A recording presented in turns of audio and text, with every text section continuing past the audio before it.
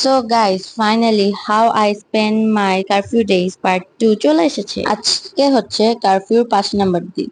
ছাদ থেকে আসার পরে দেখি কি আমার ফ্রেন্ড দরজা নক করছে, বলতেছে আমাদের বাসায় তোমাদেরকে ডাকছে। তো আমি আর আম্মু তাড়াতাড়ি করে ওদের বাসার সামনে যাই, দেখি কি মানুষের জুতা দিয়ে ভরা।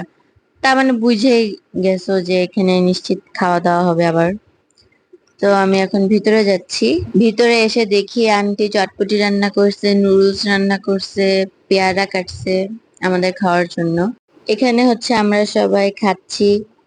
ফার্স্ট আমরা নুডলস খেয়েছি, দেন তারপরে আমরা চটপটি খেয়েছি। খেয়ে দিয়ে গল্প টল্প করে তারপরে বাসায় চলে আসলাম।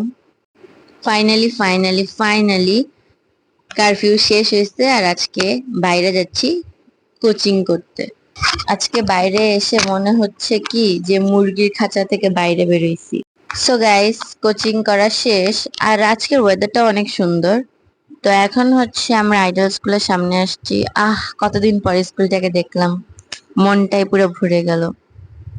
আসলে অনেক ভালো লাগছে। তারপর দুটো সেন্টার ফ্রুট কিনলাম। সেন্টার ফ্রুট খেতে খেতে চলে গেলাম আনাসকে কোচিং থেকে নিতে। ওকে নিয়ে তারপরে আমরা একটু টেস্ট দিতে গেলাম। কতদিন বাইরে আমরা আসি না, বাইরে খাবার দাবার খাই না। যাই হোক, আমরা এখানে এখন নাস্তা করব। নাস্তা খেয়ে বাসায় এসে ব্যাগটা কোনো মতে রেখে চলে আসলাম ছাদে।